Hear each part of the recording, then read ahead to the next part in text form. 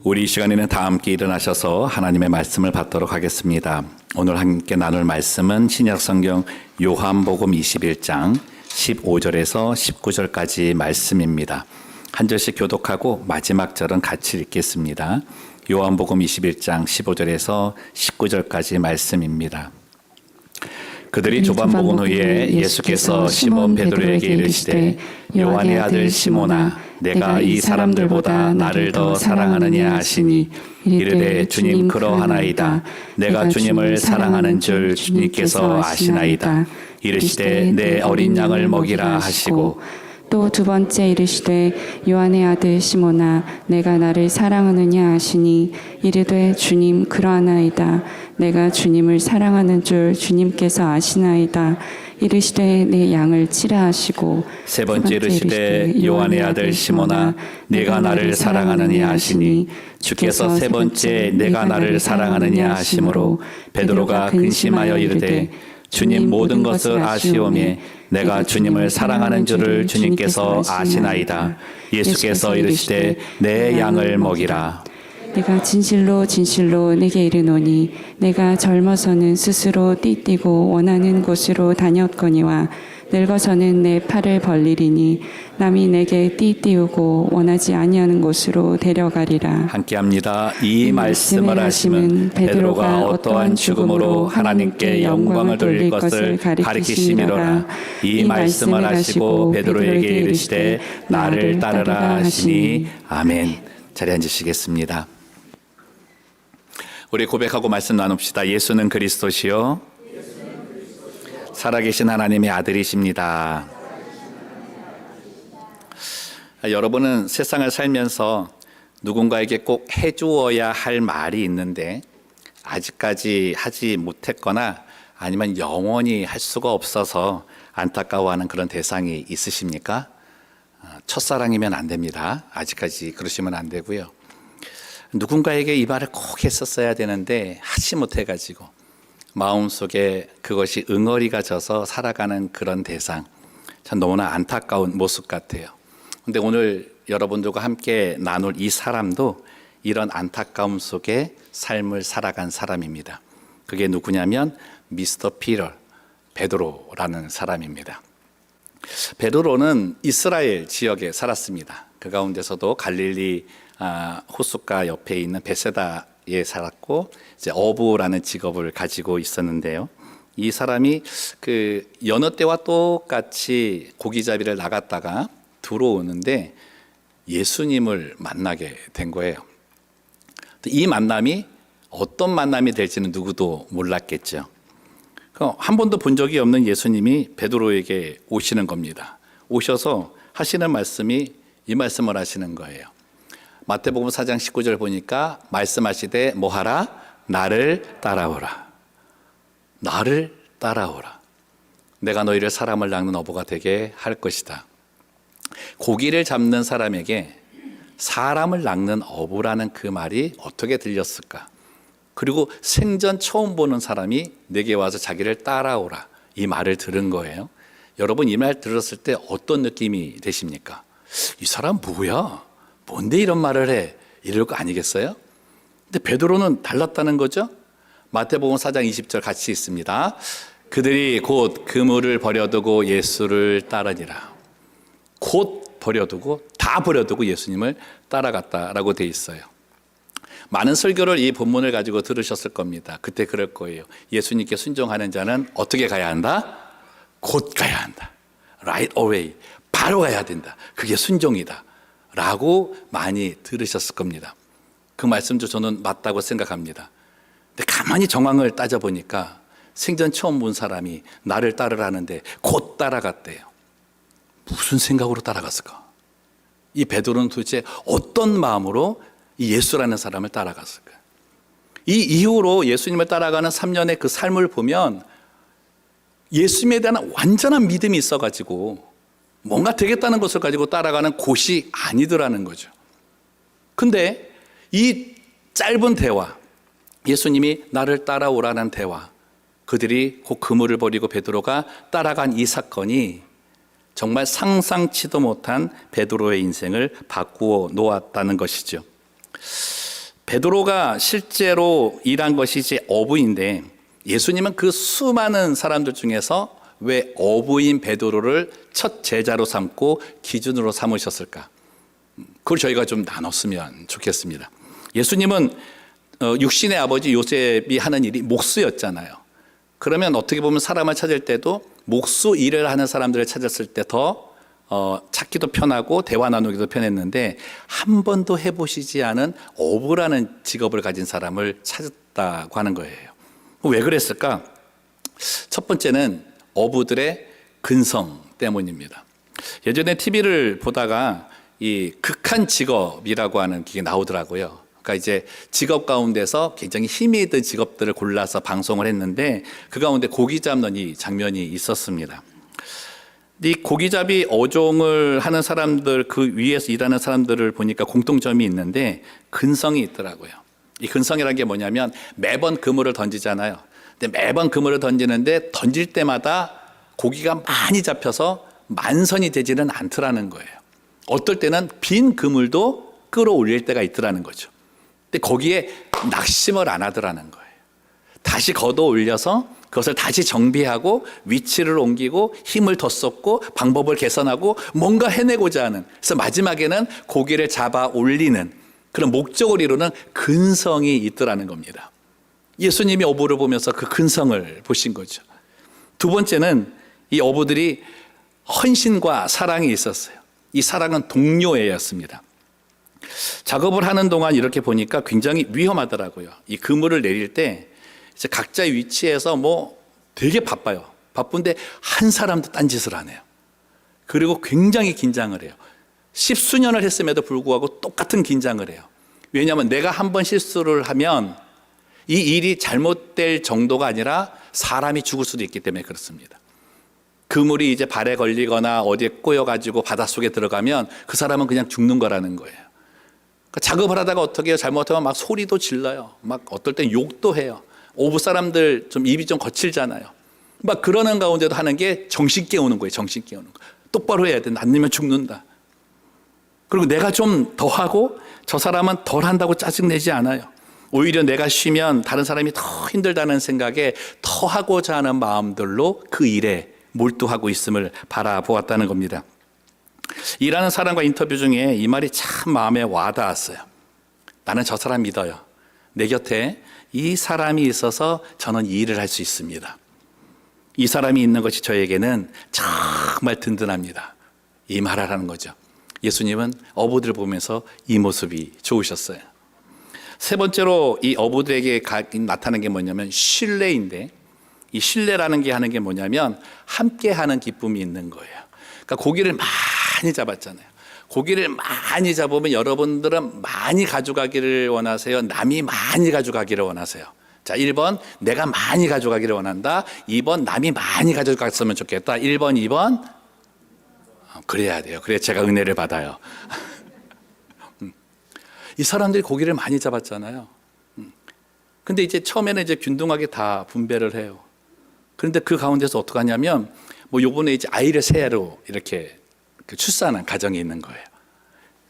좀 더 가져가. 또 여기는 또 뭐 무슨 상황이 생기니까 좀 더 가져가. 서로 주고자 하는 것이 있고요. 나눔이 너무나 풍성해지는 거예요. 아까 작업을 할 때 막 욕했다 그랬잖아요. 막 욕하고 소리 지르고 막 그랬는데 작업을 다 끝나고 나서 같이 밥을 먹어요. 그 배 위에다가 뭐 그렇게 화려한 반찬은 아니어도 상을 펴놓고 밥을 막 먹는데 욕한 사람끼리 웃고 먹는 거예요. 이전에 있는 건 아무 생각도 없이 막 먹으면서 이것도 먹어봐 막 넘겨주기도 하고. 그래서 그 말을 합니다. 인생 뭐 있느냐고. 인생 뭐 있느냐고. 그냥 수고하고 나서 서로 얼굴 쳐다보면서 웃으면서 밥 한 끼 먹으면 되는 거지. 인생 뭐 있느냐고. 이런 말을 한다는 거죠.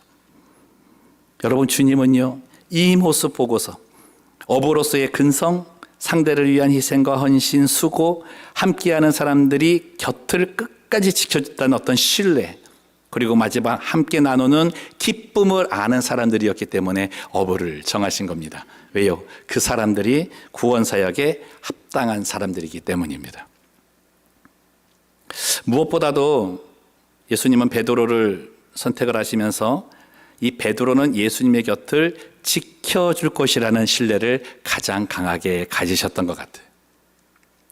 여러분 신앙생활 조금 하신 분은 베드로가 어떤 사람인지를 아실 겁니다. 베드로의 수제자로서 가겠지만 베드로가 예수님 곁에 꼭 붙어 있었는가?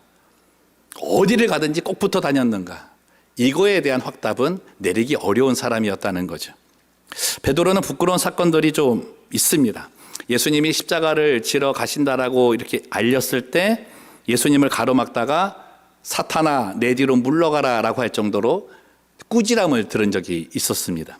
예수님이 십자가를 지신다고 하면서 이제 그 겟세마네 동산에서 기도하실 때 1시간도 같이 깨어 있지 못해서 게으르다는, 그죠? 같이 하지 못한다는 꾸지람도 또 들었습니다. 그리고 가장 부끄러운 게 뭡니까? 새벽딱 울기 전에 예수님을 모른다고 너는 나를 3번 부인할 것이다 라고 하니까 나는 그렇지 않습니다. 내가 어떻게 예수님을 부인합니까? 그렇게 호언장담했지만 새벽딱이 울기 전에 예수님이 잡혀가실 때 그는 예수님을 저주하며 모른다고 부인했다는 거죠. 베드로는 거기서 끝난 줄 알았습니다. 나는 이제 이 예수라는 사람하고는, 이 예수라는 분하고는 이제 끝이구나. 그런 심정으로 이제 떠나 있어야 되는 사람이었죠. 예수님이 그걸 몰랐을까? 처음 베드로를 선택하실 때 이런 사람인 줄을 몰랐을까? 저는 아셨을 것 같아요.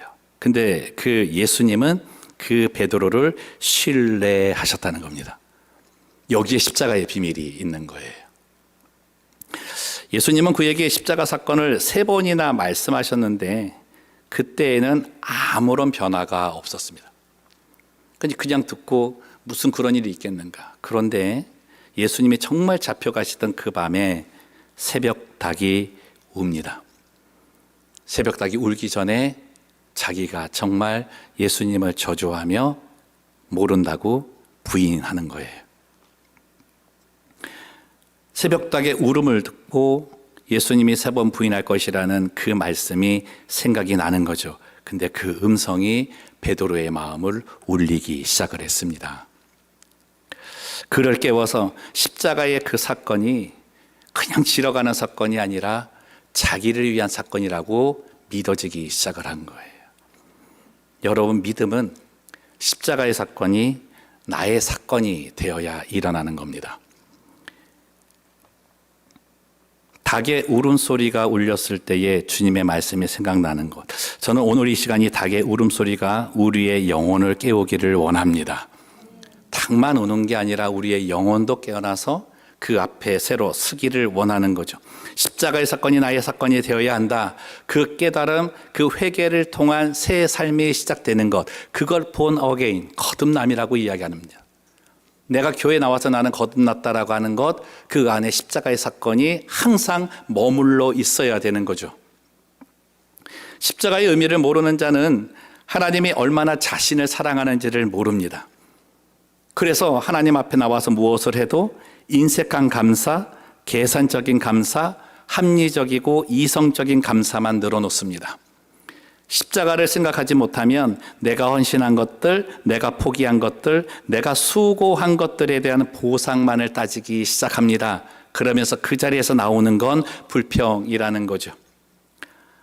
여러분, 내 안에 지금 이런 마음들이 남아있다면 가장 먼저 찾아야 될 건 십자가의 은혜라는 거예요.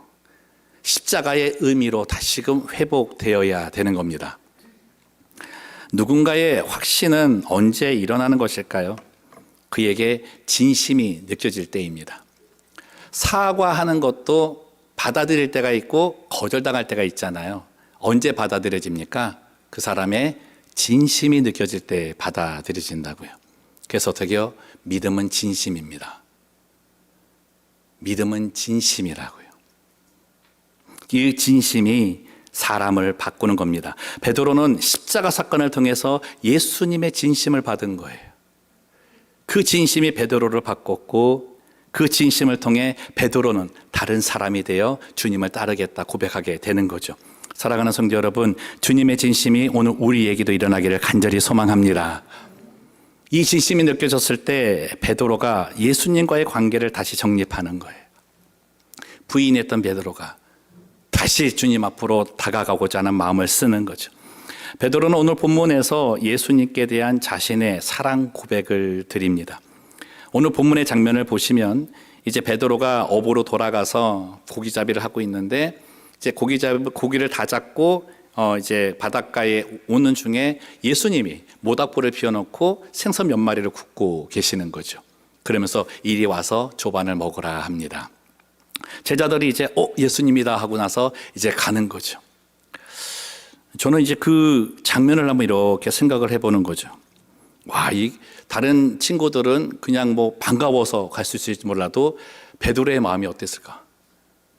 와, 더군다나 그게 생선이 아니고 숯불구이 통닭이었으면 닭 울음소리 때문에 그 마음이 얼마나 더 힘들었을까? 침묵의 시간이 얼마간 이렇게 지납니다. 근데 갑자기 예수님이 베드로를 부르시는 거죠. 그 사람들 왜 이렇게 불러요? 이리 좀 와봐. 어떤 느낌이실 것 같아요? 여러분, 우리 남편분들 아내에게 듣는 말 중에 가장 무서운 말이 있다고. 그게 뭐냐면, 자기야 잠깐 이리 와봐 할 말이 있어. 제일 무섭다 그래요. 베드로도 그랬을 것 같아요. 올 게 왔구나. 근데 베드로는 그럴 거예요. 예수님께서 무슨 말을 해도 들어야 되겠다. 그런데 이 말은 꼭 해야 되겠다. 그 말이 있었겠죠. 주님이 그 침묵을 깨시면서 이렇게 말씀하십니다. 요한의 아들 시몬아, 사이몬, son of John, do you love me?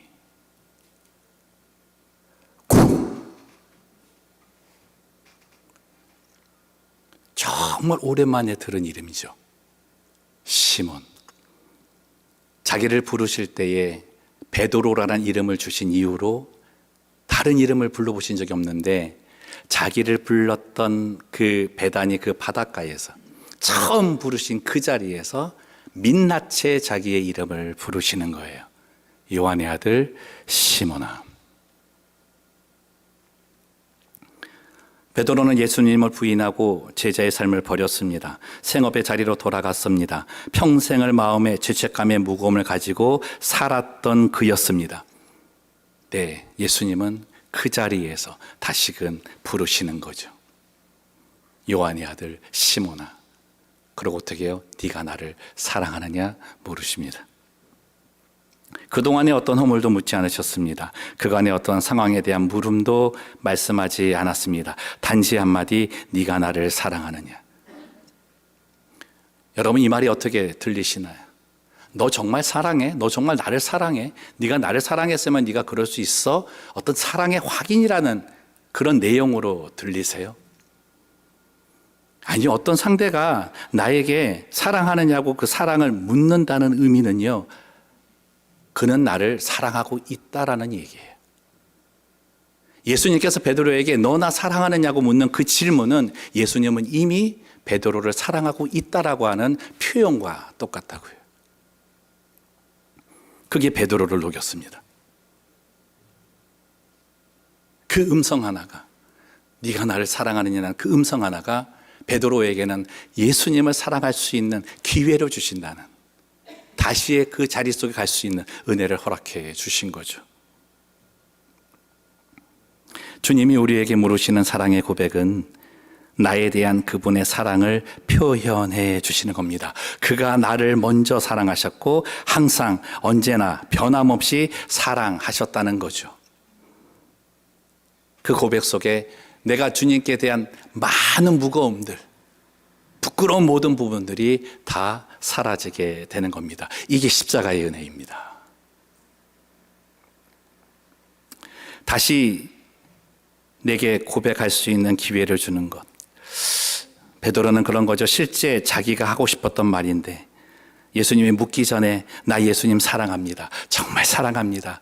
고백하고 싶었는데 그가 먼저 물어주셨어요. 그리고 말씀합니다. 나를 따르라. 나를 따르라. 여러분, 주님께서 우리에게 어떠한 일을 말씀하실 때 너 나 사랑하니까 이거 좀 해. 너 나라 사랑한다 그랬지? 그럼 이 일 좀 해. 그렇지 않아요.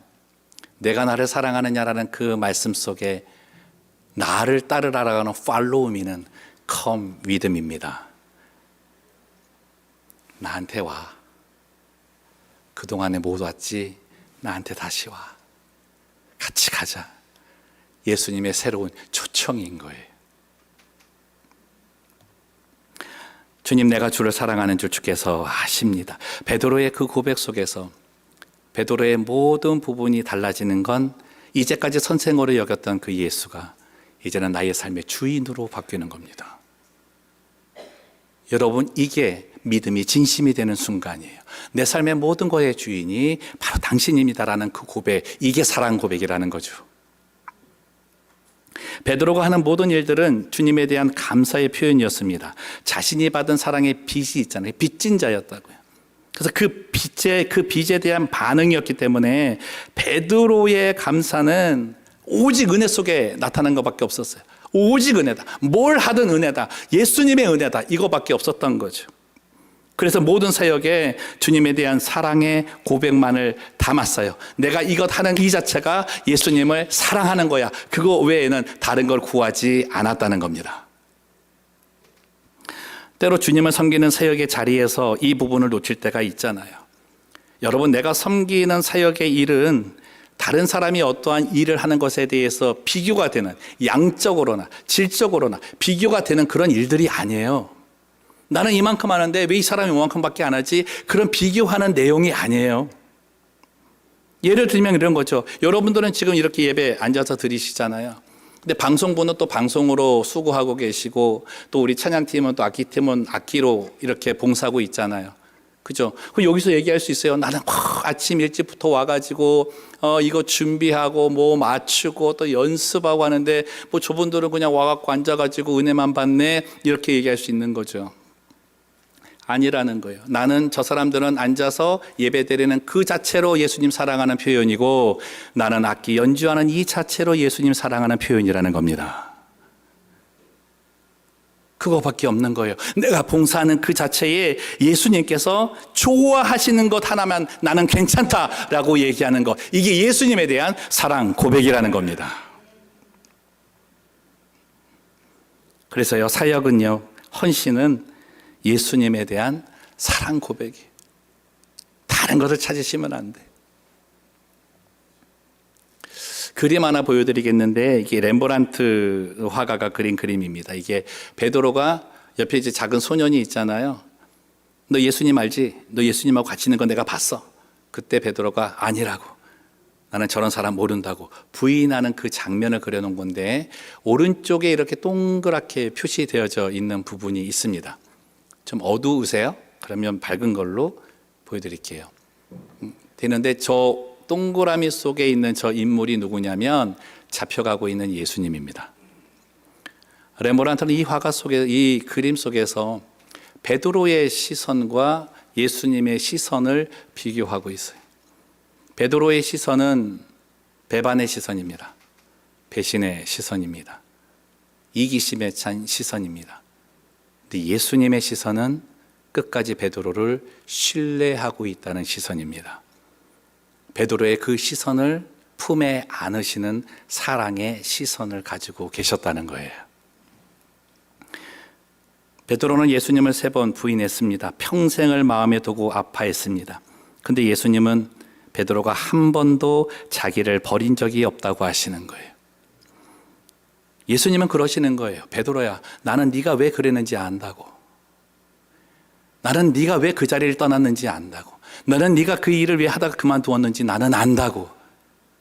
그리고 내가 정말 아는 건 나 때문은 아니라는 걸 안다고.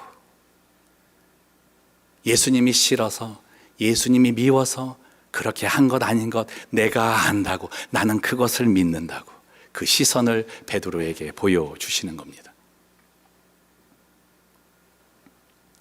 생각해 보세요. 우리가 주님을 섬기던 자리에서 떠나게 되는 상황을 보면 예수님 때문은 아니잖아요. 예수님이 싫어서, 예수님이 미워서 그래서 떠나시는 거 아니잖아요. 때로는 철없는 우리의 신앙의 걸음이 예수님에 대한 배반이라고 여겨질 때도 있지만, 주님은 그것 또한 나를 품으시는 시간으로 삼으셨다는 겁니다. 우리 속에 나를 힘들게 하는 상황이 있지만 예수님이 확신하는 건 그것보다는 예수님에 대한 사랑이 네 안에 더 크게 있다고 믿어주신다는 거예요. 여러분, 그래서 예수님께는 배반이 없답니다. 예수님께는 배반이 없어요. 예수님은 그저 품으시는 신뢰만 있습니다. 그래서 우리는 그분께로 가야 되는 겁니다. 예전에 큰아들과 한국에 있는 그 양산의 통도사라고 하는 큰 절이 있습니다. 경치가 좋아서 한번 갔습니다. 목사가 왜 절에 가냐고 그러지 마세요.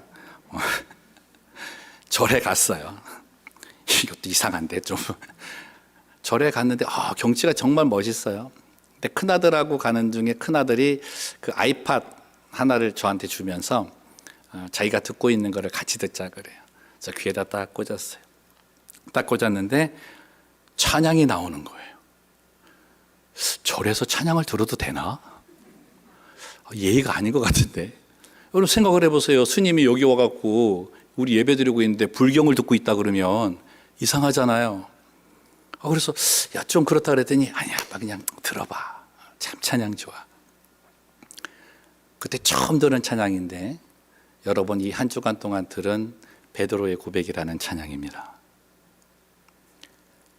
찬양을 듣는 그 순간 저도 목사로서 이제 거의 30년 정도 그 사역을 진행한다 그러면 얼마나 많은 신앙 고백과 사랑 고백이 있었겠어요.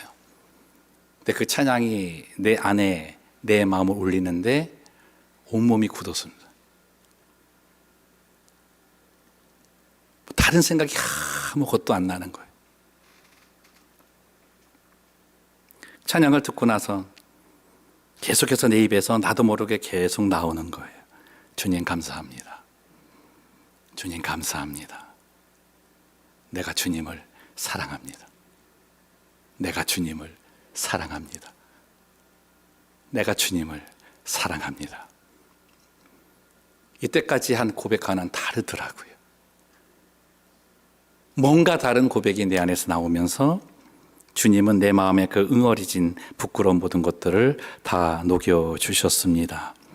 베드로의 고백, 그 고백이 나를 부활의 기쁨 속으로 끌고 갔습니다. 네가 나를 사랑하느냐고 다시 물어주시는 그 은혜 속에 나를 잠식해 했습니다. 사랑의 고백을 할 수 있는 최고의 기회를 내게 주신 거죠. 저는 그 절에 제 모든 부끄러움을 던지고 왔습니다. 그리고 그 이후로 또 새로운 소망의 길을 걸어가는 믿음의 자리에 서게 되었습니다. 저는 오늘 여러분들이 이 찬양과 고백을 드리면서 베드로가 다시 얻은 그 자리, 예수님을 사랑하겠다 고백하는 자리, 예수님과 함께 갈 수 있는 그 기회를 얻는 그 시간이 되었으면 좋겠습니다. 예수님의 믿음의 대상인 우리가 그 고백을 하기 원합니다. 이 하나님의 전에서 이 사랑의 고백을 같이 했으면 좋겠습니다. 다 같이 일어나셔서 우리 베드로의 고백 찬양하기를 원합니다. 고백하는 그 과정 속 네가 나를 사랑하느냐라고 하는 그 질문 속에 여러분 내가 주를 사랑합니다라고 고백할 수 있는 은혜가 있기를 원합니다. 네가 나를 사랑하느냐? 요한의 아들 시몬아, 네가 나를 사랑하느냐? 하나님 민낯으로 이 시간 나의 이름을 부르시는 줄 압니다. 누구야? 너 정말 나를 사랑하느냐? 하나님 아니요, 나는 아닌 것 같아요. 너무 멀리 떠나왔고 주님께 등을 돌리는 게 너무나 많았고 내가 주님께 드리는 시선은 불평과 불만과 때로는 자랑의 시선, 배반의 시선밖에 없었습니다. 이 모든 시선을 아신다고 하시는 주님, 하지만 너는 나를 사랑하지 않은 게 아니라고, 나를 미워해서 하는 게 아니라고, 그 마음으로 나의 모든 것들을 안으시며 신뢰의 눈빛을 보이시는 예수님, 그 앞에 무릎을 꿇기 원합니다. 내게 사랑을 물으시며 내 안의 모든 부끄러움을 다 녹이신 주님, 이제는 내가 주님을 사랑한다 고백하는 자가 되기를 원합니다. 십자가의 사랑을 품는 믿음을 주시옵소서. 온전한 사랑으로, 정말 그 사랑에 빚진 자로 이제는 나를 바라보시는 그 주님의 시선에 보답하는 시선을 보내는 그 삶 살아가게 하여 주시옵소서. 계산하지 않겠습니다. 가식적이지 않겠습니다. 핑계대지 않고 나를 치장하는 모든 것들도 다 내려놓겠습니다. 오직 주님이면 됩니다. 내가 하는 그 자리, 주를 위해 섬기고 봉사하고 사역하는 그 자리에서 주님이 기뻐하시고 좋아하시면 그만이라고 말하는 헌신의 삶을 사는 자가 되게 하여 주시옵소서. 이 고백이 내 평생의 고백이 되고 내 노래가 되고 나의 삶의 제목이 되어서 나뿐만 아니라 내 가정과 내가 머무는 나의 교회 공동체 속에, 그리고 우리의 모습을 통해 주변에 그리스도의 이 사랑을 증거하는 귀한 믿음의 백성의 삶이 될 수 있도록 인도하여 주시옵소서. 여호와는 내게 복을 주시고 너를 지키시기를 원하며 여호와는 그의 얼굴을 내게 비추사 은혜 베푸시기를 원하며 여호와는 그 얼굴을 내게로 향하여 드사 평강 주시기를 원하노라. 이제는 우리 주 예수 그리스도의 은혜와 하나님의 크신 사랑과 성령님의 내주 교통 인도하심이 오늘 주의 말씀을 받고 내가 주를 사랑한다는 고백 속에 주와 함께 걸어가기를 순종하며 결단하는 모든 성도들 머리 위에와 저들의 가정과 자녀와 일터 위에, 그리고 복음을 증거하기 위해 지금도 생명을 다하는 선교사님과 그 가정 그 행보 위에 이제로부터 영원토록 함께 있을지어다. 아멘.